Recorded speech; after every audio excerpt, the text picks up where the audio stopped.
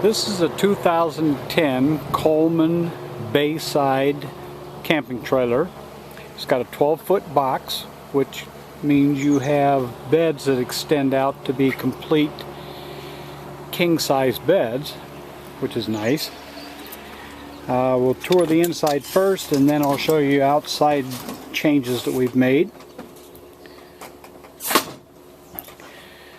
The inside, like I said, has two king-size beds. It comes complete with bed linens, sheets, fitted sheets, top sheets, pillowcases, and pillows. This is the standard mattress that comes with the trailer, and we also are including these really plush mattress covers to make sleeping even more comfortable. The trailer is really quite roomy inside once you slide the beds out and set it up. Plenty of storage. Underneath the bench here is lots of storage. We have wine glasses and champagne glasses that are going to stay there underneath the bench. Inside that drawer are tablecloths, paper towels, etc. And then there's some electrical parts that are stored underneath that bench as well. Over here you have two more bench lockers underneath the dining area. The left one contains pots, pans, skillets, griddles, and a outside tube burner high pressure stove that you can use. It just hooks on the side of the trailer outside, so you can do your cooking outside. The barbecue set that comes with the trailer as well. Over here on this side is all the bed linens. The pillows are stored in there, as well as the extra mattress cover for that bed, and the sheets and the pillowcases, etc. are stored underneath there. Down here we have, for the ladies, a vanity with a mirror, and in the top section is where we store all of the plates and saucers, bowls, and salad bowls, mixing bowls, and other eatery stuff. It's all going to stay with the trailer. And down below are two drawers that you can store foodstuffs or whatever, as well as a locker where we store the rugs that we put down, the floor rugs, especially when we're camping in really cold weather. We'll put the rugs down. It makes it nicer to walk around in your bare feet. This is the thermostat for the heater. The heater is located right there. It puts out a lot of heat, and it's thermostatically controlled. It's got a small refrigerator that runs on 120 volts AC. It'll run on 12 volts DC, like when you're towing it down the road, and on propane when you're dry camping, if you don't have hookups. It also has an inside cassette toilet, regulation size. The toilet contains its own water system for flushing, which is stored underneath. We carry a 1-gallon bottle along to use to refill the water reservoir. And then the gray thing you see in there is the cassette that you empty once it fills up.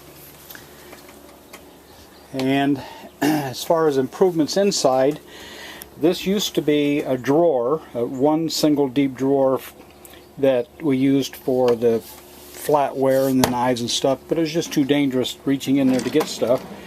So we built these drawers to hold all of the cutlery and the knives and forks and spoons and whatnot, and the measuring cups and all that kind of stuff. Makes it a lot nicer to find things.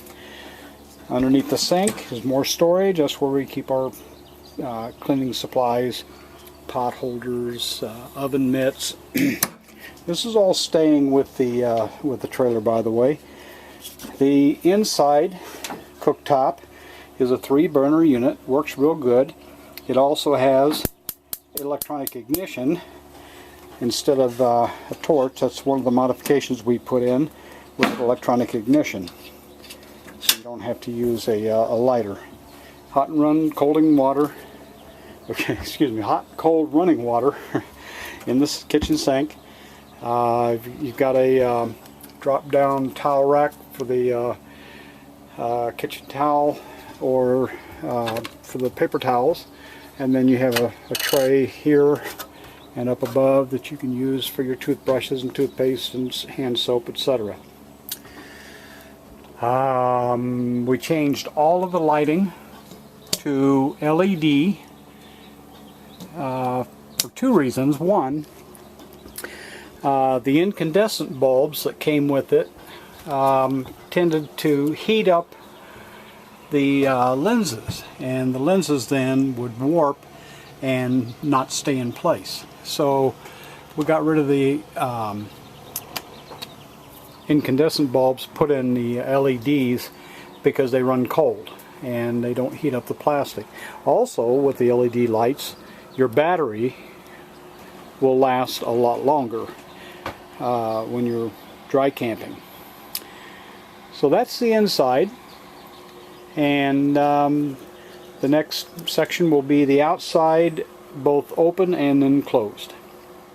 Okay, so outside, modifications that we've done is the trailer came with a single propane tank with a bag over it. We put in a hard plastic cover and dual tanks to double our propane capacity. It also came with a single battery. The battery, when you're dry camping for any more than 2 or 3 days, doesn't seem to last very long, so I put in 2 more batteries inside that big trunk that you see. So it's got 3 batteries, and they last easily a week while you're dry camping if you're frugal in how you use your electricity. Outside is in great condition. The canvas is all perfect. No tears, no repairs. The outside night light again was changed to LED, and we leave that on all the time when we're camped at night. Alright, so it comes with a spare tire. This is an electric lifted unit. You don't have to hand crank the canopy up and down. It's got an electric motor. The kitchenette section, or the dinette section, just rolls right out. It's got a outside shower, hot and cold running water shower, and that's about it for the outside. And then the next section will be the outside again, with a couple more items to show for the improvements that we've made. So this is the trailer flattened out and ready for traveling down the road. It's really quite simple to break down and to set up. Again, I changed out from a single propane tank to a double propane tank system, and got rid of the little Naugahyde cover for the single tank and put in this hard cover for the dual tanks. The inside of this spacious trunk, I installed a second and third battery system that is connected to the primary battery, so it gives you plenty of electrical power for cold camping or dry camping.